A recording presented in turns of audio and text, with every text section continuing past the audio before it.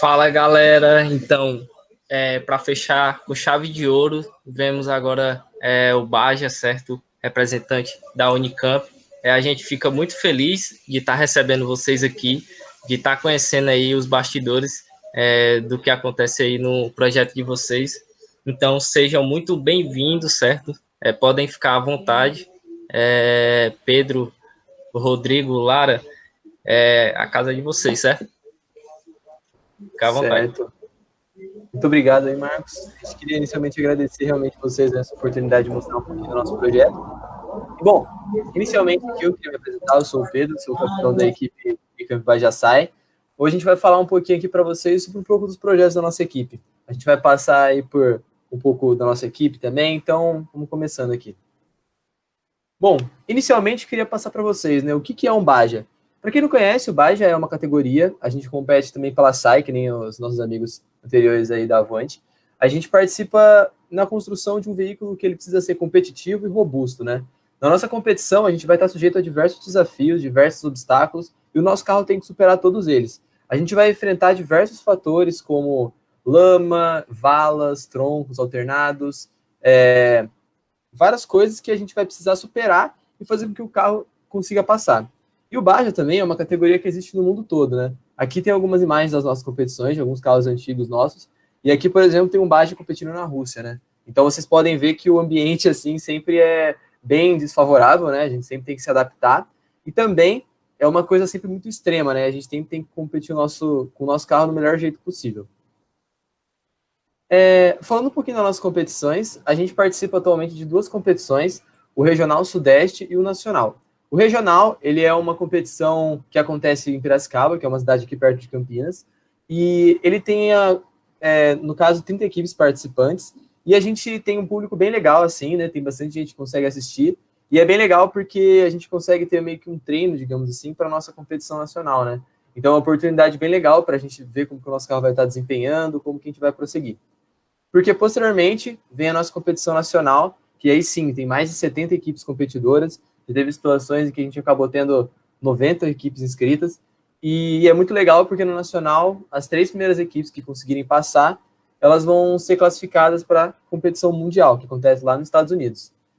O nacional é muito legal também, porque como vem equipes do Brasil inteiro, é muito legal para a gente conseguir ver diversos tipos de projetos diferentes, de vários lugares do Brasil também. Então ele é muito legal e é sempre muito interessante participar dessas competições. Aqui tem algumas imagens das nossas competições. É sempre legal ver que a nossa competição ela é dividida em várias etapas, né? A gente tem a parte de segurança, que é onde o nosso carro vai passar por uma inspeção de segurança, onde a gente vai precisar cumprir todos os quesitos do regulamento, né? Porque daí, dessa forma, o nosso carro vai estar seguro a competir. Posteriormente, a gente também tem que passar uma parte de validação dinâmica do nosso projeto, para que ele possa estar apto a poder correr nas provas dinâmicas. O que são essas provas dinâmicas? Essas provas vão ser as provas onde a gente vai realmente sujeitar o nosso carro aos diversos extremos. Ele vai ser avaliado em dirigibilidade, por exemplo, na parte do suspension, que a gente vai avaliar a suspensão dele, ver como que está desempenhando.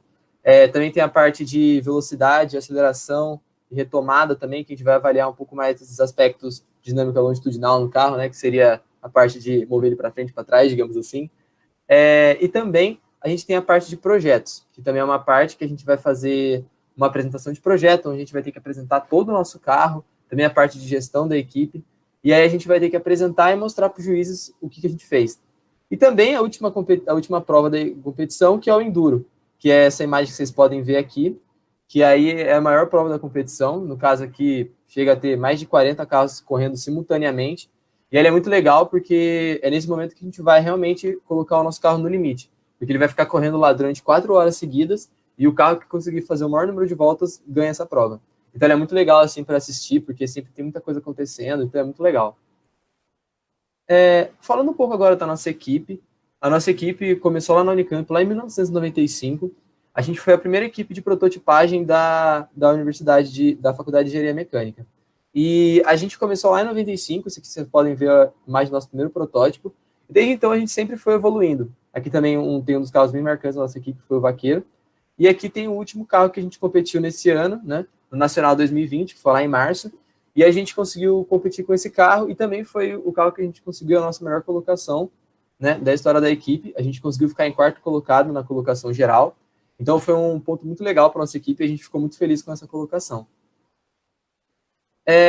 Também, atualmente, né, a nossa equipe ela é composta por 55 membros de 6 cursos diferentes da Unicamp. A gente sempre tenta agregar um maior número diverso de pessoas com pensamentos diferentes, de cursos diferentes, para a gente conseguir ter os maiores pensamentos, coisas que muitas vezes a gente não pensa, e é sempre legal ter essa discussão para sempre gerar ideias novas, resolução de problemas da melhor forma possível. Então, isso é muito legal na nossa equipe e a gente sempre tenta desempenhar o melhor papel nisso. E aí, agora eu vou falar um pouquinho também sobre o nosso cenário atual, né? Atualmente, por causa da pandemia causada pela Covid-19, a gente acabou tendo que se adaptar no ambiente online, porque a gente está proibido, né, de estar lá presencialmente na faculdade, então a gente teve que se adaptar.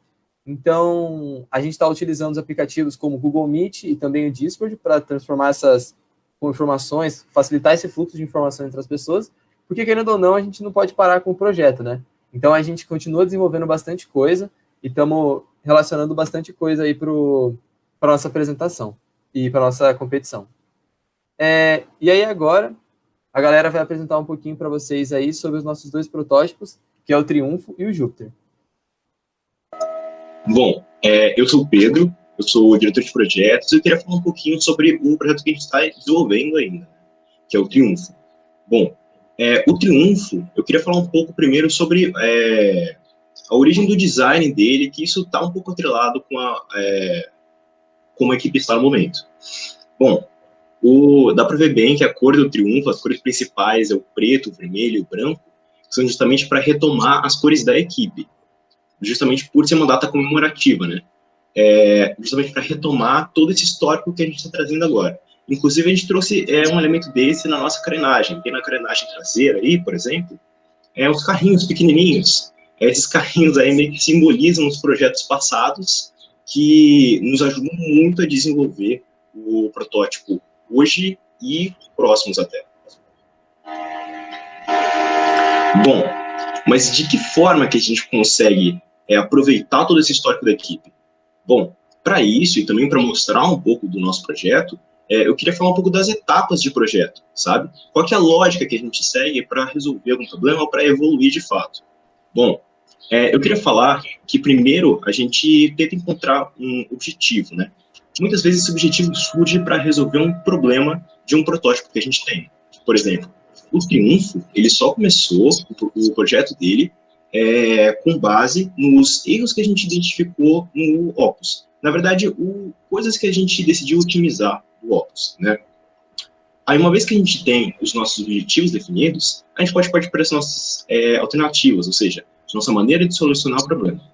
Bom, a gente pensa em uma maneira para solucionar ele, mas só da gente ter uma ideia não significa que já resolveu o problema. A gente precisa validar ela. Então, essa nossa validação que eu falo, a gente utiliza, por exemplo, modelos matemáticos, simulações, testes, coisas que realmente a gente pode trazer mais confiança para aquilo que a gente está fazendo, para o próximo projeto. Aí, depois que a gente já definiu uma alternativa, já validou ela, já fechou, né, esse novo projeto, a gente já pode partir para a construção. Aí, pode passar.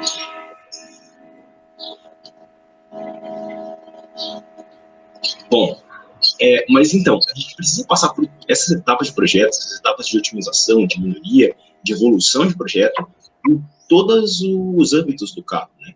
Em todas as partes dele. Então, a gente precisa dividir nosso grupo grande de 55 pessoas em subsistemas, né? Nos quais são CCS, que é compostos, carenagem e segurança. Tipo, as carenagens, elas são feitas de compostos, por exemplo, chapéu e capô nossos são feitos de fibra de vidro, assoalho, fibra de carbono junto com o honeycomb, que é um outro material.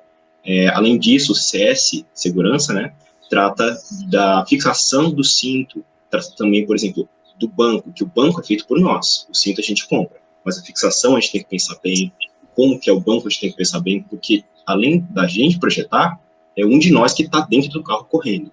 Então, a gente tem que prezar muito pela nossa segurança e tomar muito cuidado com esse tipo de coisa.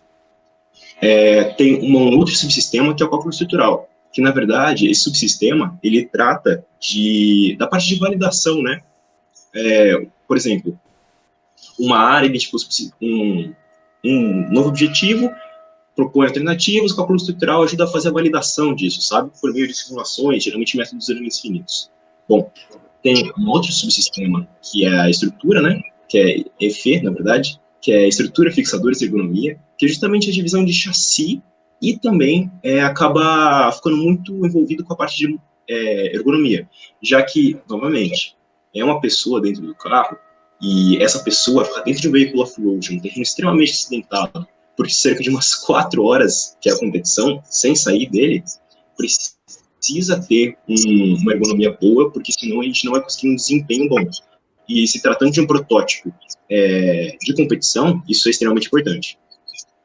Tem o subsistema de elétrica, que, voltando para a parte da competição, é extremamente importante, porque tem toda a parte de telemetria, né? Porque o piloto, no volante do piloto tem uma tela, e essa tela é justamente a interface que ele tem.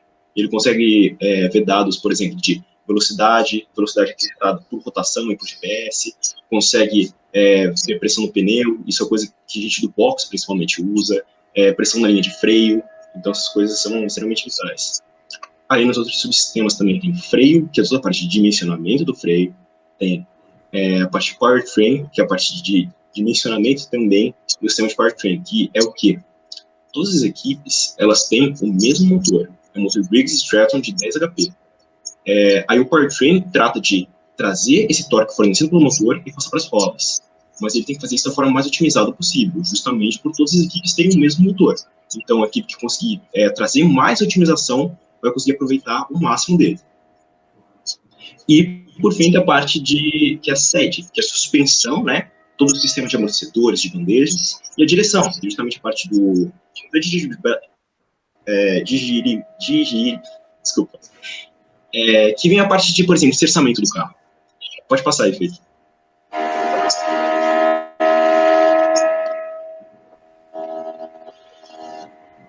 Bom, aí eu queria trazer um exemplo justamente nessa área, que acaba sendo bem visual justamente por ser fácil de identificar o problema. Aí eu já queria retomar também as etapas de projeto e mostrar um pouquinho das alterações do Triumph. Bom, o primeiro case, assim, entre aspas, é justamente esse problema que, batendo o olho aí, dá para ver, que é uma bandeja do carro que foi amassada durante a competição, né? Competição desse ano, no começo desse ano, nacional, antes da pandemia ainda. E o que aconteceu? A gente vendo melhor, a gente conseguiu perceber que não só ela estava amassada, mas sim que a parte de baixo dela estava faltando um pouco de tinta, como se tivesse raspado em algo, sabe? Isso indica que provavelmente esse amassado não veio por um esforço normal, mas muito provavelmente veio por um impacto direto nela. Então, agora a gente já tem uma bela noção de qual é o nosso objetivo. Então, a gente tem que partir para uma alternativa, uma solução para isso. Aí, uma alternativa que a gente propôs foi aumentar o vão livre na dianteira. O que é aumentar o vão livre na dianteira? É basicamente aumentar a distância do assoalho com o chão. Aí na esquerda da imagem dá para ver o Opus, qual é a distância dele para o chão, que é justamente o carro que está falando na imagem, que teve a bandeja que sofreu impacto. E no lado direito dá para ver o Triunfo, que é o carro que a gente está projetando agora, que a solução para esse problema seria justamente aumentar a distância das bandejas com o chão, certo? Que aí, se a bandeja está mais alta, ela provavelmente não vai ter um impacto direto com algo próximo do solo. Bom, agora a gente tem que partir para a validação. Mas qual validação que vai ser importante para a gente tratando nesse sentido? Bom, a gente vai aumentar o carro, certo? Vai aumentar o carro, provavelmente pode aumentar o CG dele. E o que acontece quando, por exemplo, você tem um carro com um CG mais alto? Quando você tem um carro com um CG mais alto, por exemplo, um Jeep, uma picape, você vai fazer uma curva em alta velocidade, tem uma tendência muito maior a, por exemplo, rolar. Enquanto você tem, por exemplo, um carro bem mais baixo, pode até pegar um exemplo extremo, de carros de Fórmula 1, são muito próximos ao solo, tem um CG muito baixo, o que permite a eles fazer umas curvas em alta velocidade. Então, o que a gente precisa avaliar é o comportamento dinâmico do carro. A gente tem que avaliar o nosso comportamento dinâmico do carro, porque é um carro de competição, né? Então, isso é muito importante. E como que a gente fez isso? A gente fez isso avaliando o nosso modelo matemático. E aí a gente analisou as curvas dinâmicas do carro e viu que estava bom para seguir com o projeto. Pode passar aí. Mas beleza, a gente fez essa alteração, mas isso não é uma alteração, tipo, subimos isso, não mudou mais nada. Ao subir tudo isso, alterou um componente. Qual componente? A manga do carro. O que é a manga? Na imagem anterior, que estava a bandeja torta, dá para ver ali justamente a manga no carro. Ó, aí no canto dá para ver que é aonde? Que é o quê? É o componente que liga as bandejas à roda. Então, a gente pode interpretar de uma certa forma, né? A gente pode interpretar que os pontos da bandeja subiram, enquanto o eixo da roda, né, se manteve no lugar. Então, esse componente vai ter que mudar a sua geometria, tá? Mas isso impacta outros subsistemas. No caso que eu vou querer tratar aqui, pode passar. O que eu vou querer tratar aqui vai ser o subsistema de freio. Porque, olha só como era antes, vendo mais detalhado nisso que eu estou dizendo agora. Temos a pinça de freio aí e a fixação dela na manga. Primeiro, o que é a pinça de freio? A pinça de freio é aquele componente que é responsável por frear o carro. Mas de que forma que ele faz isso? Tem um disco girando e ele vem com as duas pastilhas dos dois lados. Dá para fazer até uma loja com uma bicicleta, por exemplo, tem os dois negócios dos dois lados, e aí sim freia. Mas para ele frear o carro, precisa aguentar uma grande força, precisa parar uma inércia grande que está em movimento, certo? Então, por isso que a fixação disso acaba sendo bem importante.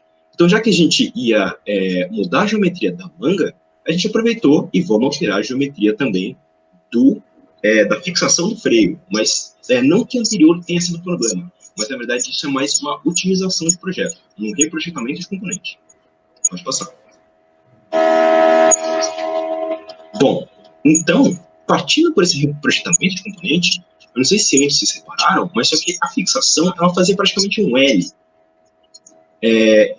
Então, ela era bem diferente de como está agora.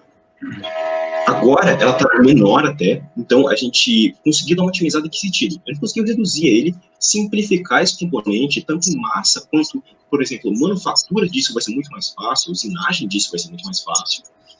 E montagem no carro até facilita, porque, por exemplo, aí é apenas um parafuso que prende ela na manga. Antes eram dois. A gente também tinha que se preocupar com arame de freno, se não me engano, que é um detalhe de segurança da competição.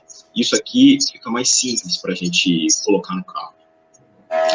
Mas beleza, a gente tem um componente projetado que ele é mais simples e que ele funciona com o mesmo propósito. Mas, de novo, ali vai entrar uma grande força pela pinça de freio, né? Então a gente tem que garantir que esse componente vai aguentar. Aguentar em que sentido? A pinça de freio não pode sair do lugar. Se ela sair do lugar, a frenagem do carro já pode não ser mais a ideal. Então, já que ela tem que ficar no lugar, a fixação dela não pode ter nenhuma deformação. Então, a nossa validação vai ser nesse sentido.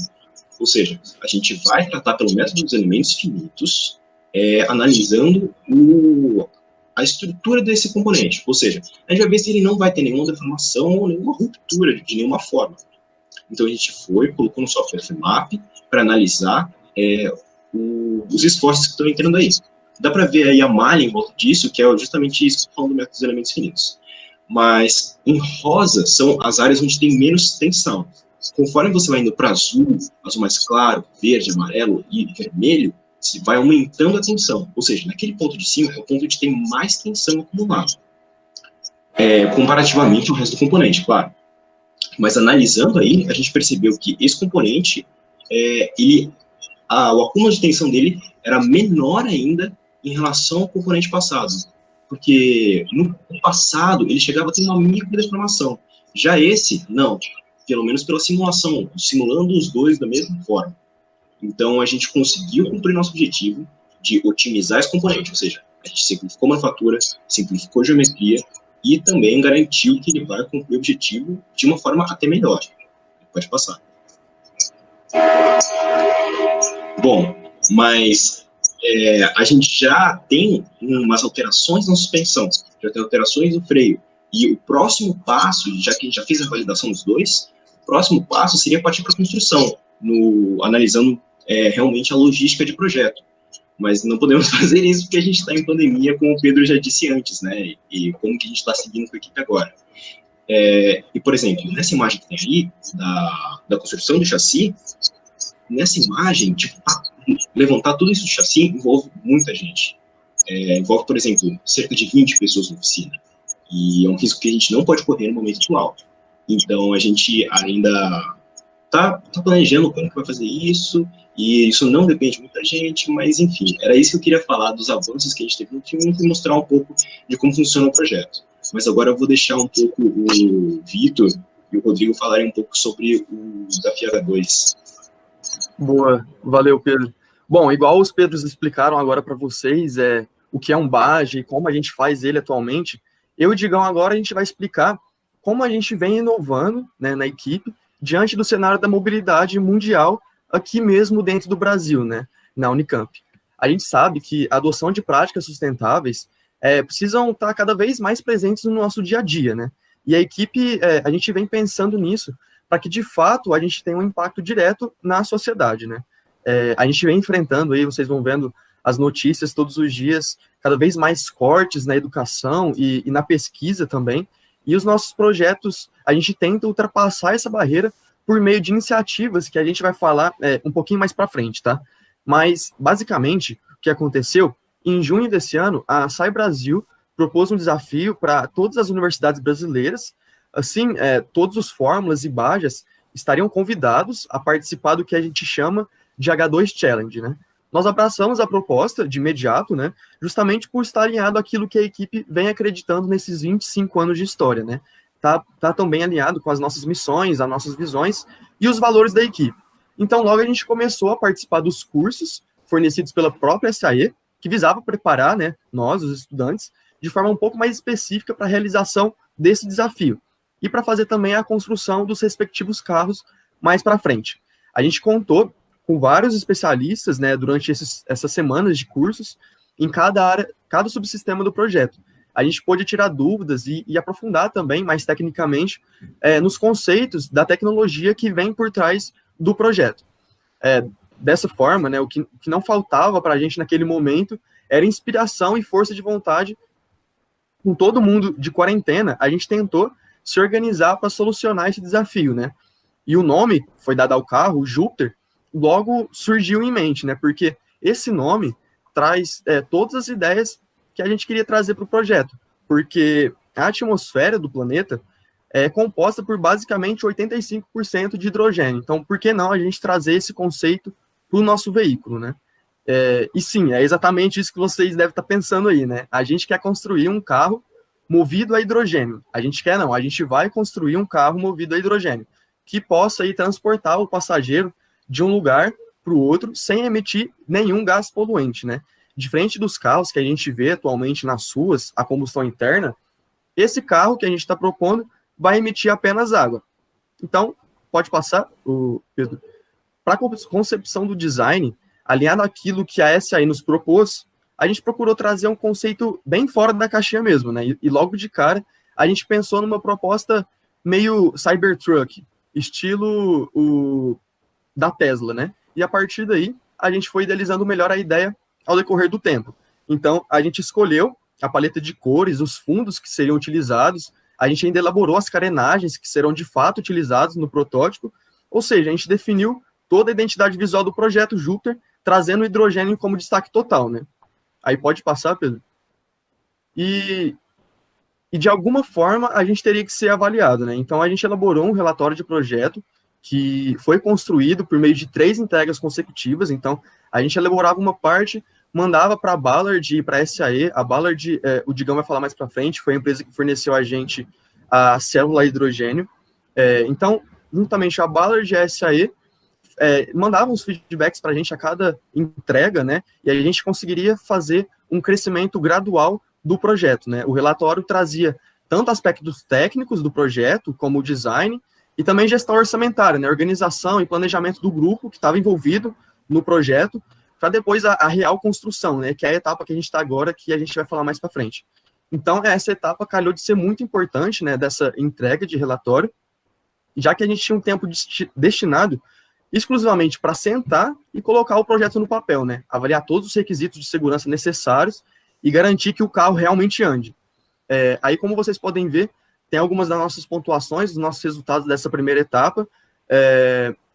Mas o que é bom dar destaque é que a gente conseguiu o primeiro lugar geral das 8 equipes participantes do desafio, e mais recentemente, a gente participou da BW, que é uma feira, um movimento, né, que ressalta as melhores práticas, ações e iniciativas para diminuir o impacto ambiental das atividades humanas. E aí a gente conseguiu receber o certificado de campeã do desafio e de primeiro lugar, né, com o melhor desempenho do IPHE, que é o International Partnership of Hydrogen and Fuel Cell in the Economy.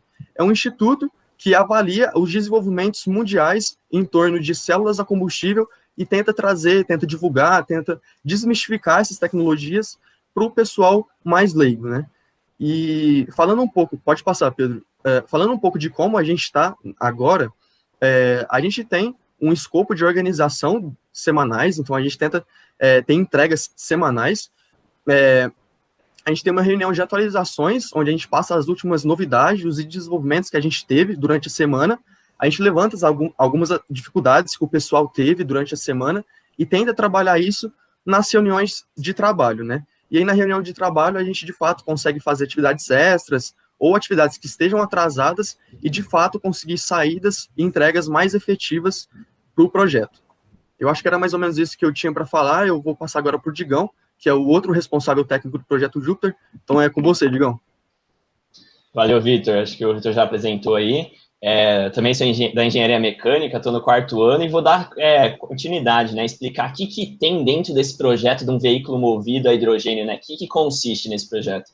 Então, a gente já apresentou bastante coisa, vocês já viram que a gente já tem uma longa história aí de desenvolver veículos off-road, movido a um motor a combustão, que é isso que vocês estão vendo na tela, mas esse desafio surge principalmente na premissa de fazer essa conversão de um veículo a motor a combustão interna para um veículo elétrico, e não só um veículo elétrico, mas como a principal fonte de energia, sendo uma célula de combustível, né? Que no nosso caso, a gente está usando uma célula a hidrogênio, que está sendo fornecida pela Ballard, que é uma empresa que já tem bastante know-how na área, e ela foi o pontapé inicial para esse desafio surgir dentro da SAE. Então, é essa que vocês estão vendo aí na foto, e aí a gente teve, imagina, né? A gente já tinha o know-how de desenvolver um veículo a combustão, mas a ter que fazer um veículo elétrico e aprender tudo sobre uma tecnologia super nova, que são as células a hidrogênio. Então, a gente teve um período muito curto para estar tendo um aprendizado muito intenso, né? Então, por isso que vale ressaltar os cursos, o acompanhamento também dos especialistas que a SAE conseguiu trazer para a gente, que foi fundamental para a gente conseguir desenvolver esse projeto, que começou mais ou menos ali no comecinho de agosto, e a gente ainda está desenvolvendo ele. Então, o conceito é ter uma fonte de energia elétrica, né, que é a célula a hidrogênio, e também um banco de baterias pequeno, mas também tem para ele fazer o fornecimento de energia em conjunto, né, para estar alimentando um motor elétrico, que ele vai ser a principal fonte de propulsão do nosso veículo, né. Então, eu vou mostrar agora, logo em seguida, como que está dividido esse projeto, né, porque como teve muitas questões novas, a gente teve que criar alguns subsistemas diferentes, como o Pedro já tinha apresentado, como são divididos subsistemas de suspensão, de freios. A gente está aproveitando muita coisa do projeto anterior, né, que a gente vai montar esse veículo elétrico na plataforma do nosso projeto anterior, que é o Opus 2, mas a gente teve que para estar desenvolvendo esse projeto novo de fato do veículo elétrico.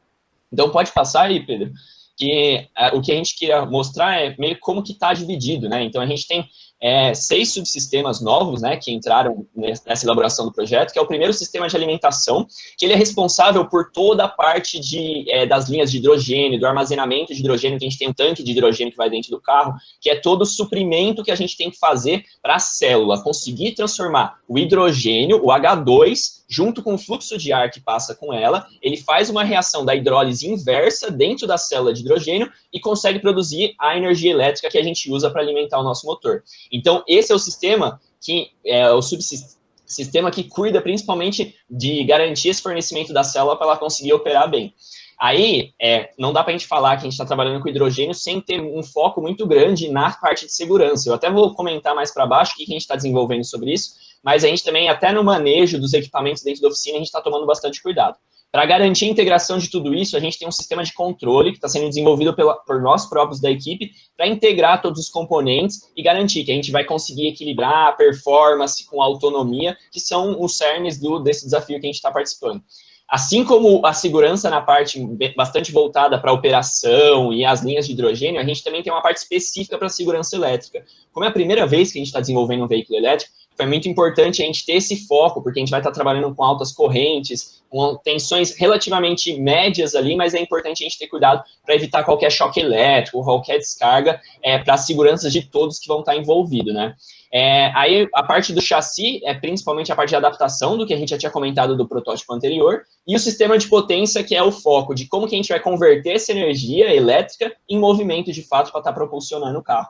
Então, na imagem a seguir, vocês vão poder ver um pouco do que a gente já vem trabalhando, né, no projeto. Para vocês verem, eu falei de um monte de coisa, mas tudo isso é componente novo que a gente teve que dar um jeito de empacotar ali no projeto que a gente já tinha. Então, esse foi um grande desafio também, mas aí nessa imagem dá para vocês terem uma noção de todos os componentes, que em amarelo vocês podem ver o cilindro de hidrogênio, vocês podem ver as válvulas em roxo, o ventilador que vai estar puxando o ar para a gente estar alimentando o oxigênio na célula, a célula em preto, e as partes em verde, que é o sistema de potência que envolve toda a transmissão que vai estar acoplando no motor para estar transmitindo torque para as rodas. Aí tem alguns outros componentes que estão um pouco mais difíceis de ver, mas são exatamente eles que a gente ainda está trabalhando, está revisando aquele primeiro projeto que a gente apresentou no relatório, para estar falando, será que era aquela mesmo a melhor escolha para a gente optar agora, tanto voltado numa questão de viabilidade, então isso a gente está focando bastante no projeto agora, no momento que a gente está, né? Então, pode passar também, Pedro? A gente vai comentar um pouco desses desenvolvimentos atuais que a gente está fazendo, né? Muita coisa que a gente viu na primeira fase de relatório, a gente viu que, você não encontra um componente desse no Brasil, muita coisa a gente vai ter que desenvolver. Então, a gente começou a se deparar com umas dificuldades um pouquinho maiores do que logo que a gente, na empolgação, assumiu o desafio, naquele primeiro mês que a gente desenvolveu praticamente o projeto inteiro no relatório, a gente ainda não tinha visto a fundo. Então, a gente está aproveitando esse período, principalmente desde outubro até agora, e o que a gente ainda vai estar desenvolvendo a partir do começo do ano que vem, né? Vamos parar agora um pouco para o Natal e Ano Novo, mas é exatamente nessa revisão dos componentes para garantir a viabilidade, né? Que isso é um grande desafio nosso também. Então, o que vale comentar dessa interface de controle, que a gente vai ter todo um desenvolvimento próprio para conseguir fazer a integração do controle de carga da bateria, com a corrente fornecida pela célula, com a alimentação do motor, para a hora que o piloto pisar no acelerador, ele ter a resposta que ele quer. Então, a gente está fazendo todos esses ajustes com o desenvolvimento próprio da equipe, e também, para conseguir garantir toda essa interface eletrônica de controle, a gente precisa dos componentes elétricos, né, da eletrônica de potência, que isso está sendo um grande desafio também, que a gente está contando com a ajuda de especialistas para tentar agregar nisso também, porque é um know-how técnico de uma tecnologia bastante nova que está muito difícil de achar, então muita coisa a gente tem que desenvolver, mas a gente está buscando sempre as melhores soluções em questão de eficiência, em questão de desempenho para o nosso projeto. Então, pode seguir também, Pedro? Só comentar um pouquinho do que a gente está desenvolvendo, né, para segurança, quando se trabalha com hidrogênio, né, porque a gente sempre pensa em hidrogênio, a gente lembra, às vezes, né, do Zeppelin, que pegava fogo e tal, então, quem sabe que hidrogênio em alta pressão, né, ele pode entrar em combustão instantânea com o ar. Entretanto, ele é um gás mais denso, menos denso que o ar. Então, ele não fica acumulado, que nem butano, como a gente vê alguns acidentes no gás de cozinha. Então, assim, por mais que ele é um gás perigoso, é muito necessário ter todos os protocolos de segurança, fazer o sensoriamento que a gente precisa para ver se teve algum vazamento, alguma coisa, para ter uma norma rígida, assim, para a gente evitar que aconteça qualquer acidente. Então, isso está sendo levado bastante a sério por meio dessas cartilhas explicativas que vai ficar espalhado na oficina, em todo lugar que a gente for desenvolvendo o projeto, isso vai estar bem claro para evitar acidentes, né? E aí, por fim, só para fechar essa parte do projeto, a gente quer mostrar que a gente não está só querendo desenvolver essa tecnologia nova, né? Trabalhando nesse projeto, visando muita inovação, mas a gente quer perpetuar isso para todo mundo, né? Não adianta só esse conhecimento ficar dentro da nossa equipe. Então, para isso, a gente está focando bastante na divulgação, no marketing, para explicar o que é essa tecnologia. Um pouquinho do que eu expliquei aqui, mas a gente está tentando fazer esse trabalho um pouco mais aprofundado. Então, até publicando alguns IGTVs que explicam o funcionamento da célula, quais são as diferenças de um veículo elétrico movido a célula de hidrogênio, e ainda estão para sair mais alguns IGTVs também, que eu não vou dar spoiler aí, né? Mas por isso que eu reforço, já até coloquei algumas divulgações que a gente já fez, né, sobre o projeto Júpiter, mas eu reforço para estarem seguindo o nosso Instagram, que é por lá que a gente faz a maior parte das nossas divulgações. Então, para vocês acompanharem o que a gente está desenvolvendo, o que estiver saindo de novo, é só seguir a gente lá, e aí qualquer dúvida também pode estar mandando pelo direct, pode estar entrando em contato com a gente, que a gente vai ser um prazer aí estar respondendo as perguntas e passando conhecimento para frente também. Bom, agora eu vou chamar a Lara também para comentar um pouco das iniciativas financeiras da nossa equipe, porque tudo isso que a gente faz também precisa ter essa base para a gente conseguir viabilizar.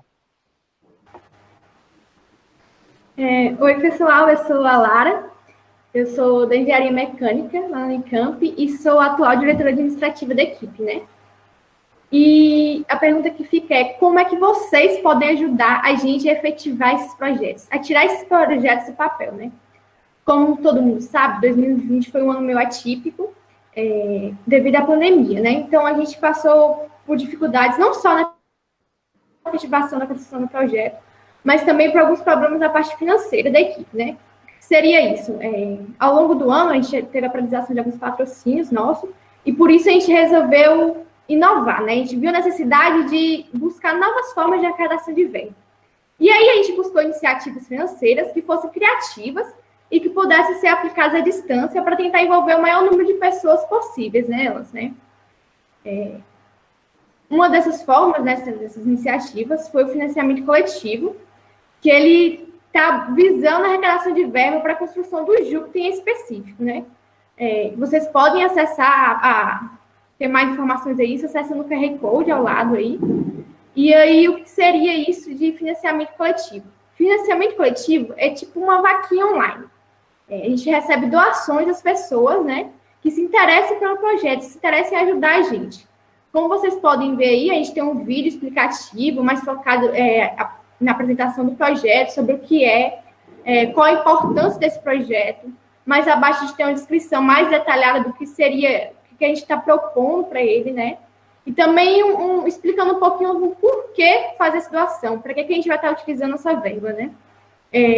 No financiamento coletivo, a gente tentou focar mais na parte de recebimento de recompensas, né? No total, são 6 categorias de recompensas, cada uma com benefícios que vão aumentando proporcionalmente de acordo com a doação realizada. Alguns desses benefícios são, por exemplo, recebimento de newsletters bimestrais, onde a gente dá atualizações de como é que está o andamento do projeto, além de recebimento de produtos como canecas e camisetas, né? Até um dos benefícios é até a dimensão um pouco maior no nosso projeto. E aí, para fazer essa doação, é bem simples, é só clicar no botão apoiar o projeto e escolher a recompensa, a categoria de recompensa que você deseja doar, né? Se você voltar na página inicial do projeto, esperar o Pedro voltar aí, vocês podem ver que a gente está com a meta de R$25 mil, que seria todo o dinheiro necessário para a construção do Júpiter, né? Atualmente, a gente tem 44 apoiadores e conseguimos arrecadar 5.550 desse valor total, né? A campanha ainda vai ficar aberta por um tempo aí, e essa é uma forma muito legal de vocês estarem contribuindo com o futuro da mobilidade, né? E com a construção do primeiro carro a hidrogênio, que não é algo simples, é algo muito a mais, assim. E que a gente tem muito orgulho de estar fazendo parte disso. Outra forma de arrecadação de verba que a gente está propondo para a equipe é o nosso clube de sócios, né? E o que seria isso? O clube de sócios, as pessoas elas fazem assinaturas mensais, assinaturas recorrentes, mais ou menos no estilo da Netflix, né? E, em troca, a gente dá produtos e benefícios, né? Entre esses benefícios estão alguns brindes que a gente proporciona, tipo adesivos, tatuagens, canetas, e além disso também a gente trabalha com um sistema de moedas de troca. O que seriam essas moedas de troca ou Bajacoins, né? Através dessas moedas que podem ser acumuladas aí, todos os meses as pessoas, os assinantes recebem a quantidade, pode ser acumuladas. A partir de um tempo, você pode fazer a troca, né, ou a retirada de produtos no valor desses Bajacoins acumulados, ou até certos descontos em cima do valor total do produto, né? Aí, para isso, né, para facilitar a assinatura das pessoas, a gente desenvolveu um site que pode ser acessado pelo QR Code aí apresentado também. Nesse site, a gente encontra mais informações a respeito do clube, né? Deixa o Pedro descer. Aí são alguns... Só um pouquinho, Pedro.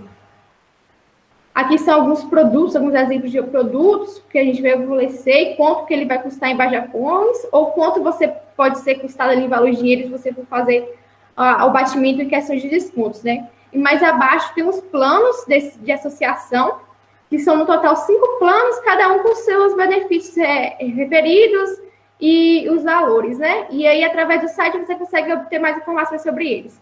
Caso deseje assinar, é só clicar no botão Eu Quero Esse, e aí você vai ser redirecionado para uma página. Nessa página você pode ter acesso aos nossos termos e condições, que é muito importante o assinante ler, porque tem informações bem específicas e importantes sobre a assinatura e o recebimento de benefícios, além de um formulário de inscrição que deve ser preenchido para a obtenção para a gente conseguir manter esse contato, informar se leu e concorda com os termos e condições, enviar esse formulário e aí prosseguir para o pagamento, né? A partir de você clicar para seguir para o pagamento, você é direcionado para uma página do PayPal, que foi a plataforma que a gente escolheu para efetivar essa ideia. E aí você faz o seu login, conclui o pagamento, e aí você é redirecionado para uma página de agradecimento próprio da equipe, né? E é isso, essas são as formas que a gente encontrou de driblar um pouco essa situação, né? De conseguir efetivar esses projetos. E é uma forma de vocês ajudarem a gente, mas além disso, também a possibilidade de ajudar a gente com a divulgação, não só com a assinatura, mas com a divulgação dessas iniciativas, né? Falar com os amigos, com os parentes, falar um pouco sobre o Baja, a equipe Unicamp Baja Sai está fazendo, né, dentro da universidade. É muito importante para isso também, seguir a gente nas nossas redes sociais, que a gente está sempre colocando atualizações de projeto, comentando um pouquinho como é que é o nosso dia a dia de trabalho na oficina. Para isso, a gente tem nossas redes, né, o Instagram, o Facebook, o LinkedIn e nosso e-mail. A gente está aberta sempre a trocar informações de como é que a gente trabalha, o que a gente está fazendo. A gente é bem comunicativo, a gente gosta até dessa troca de experiências. Então, fiquem à vontade aí. E é isso. Eu espero que vocês tenham gostado aí um pouquinho e tenham pegado um pouco da experiência que a gente faz. Bom, a gente só agradece, certo, a esse projeto incrível aí, merecidíssimo o primeiro lugar de vocês lá na competição, revolucionar esse projeto Júpiter, e a gente agradece demais. Eu, inclusive, tive a experiência no ensino médio de ver de perto um protótipo de vocês, e é fascinante mesmo, a vontade que dá é de entrar dentro e, e dar uma volta. Então, agradeço muito aqui ao Pedro, Lara, aos Pedros, né, Lara, Rodrigo, vocês são demais. E, assim, para vocês que têm dúvida, vocês podem mandar aí no chat aí do YouTube, que a gente vai estar respondendo aí vocês, tá certo? A gente espera só um pouquinho, então sigam aí no Instagram, toda a plataforma aí possível, são receptivos, são garotos incríveis, e a gente agradece muito, tá? Pelo Muito visto, obrigado. o pessoal não tem perguntas, só elogios aqui, ó, projeto incrível demais, comunidade abraço, certo? Então, deixar aqui um recadinho para vocês, que mais tarde a gente vai ter palestra sobre energia solar, certo? Então, conto com a participação de vocês, a gente agradece muito, Baja, projeto incrível de vocês, e muito obrigado por tudo, viu? Valeu aí, galera, pela oportunidade aí Valeu. de poder mostrar um pouquinho pra gente o nosso projeto da gente, certo? Valeu aí, galera. Até mais. Valeu, Pedro. Até.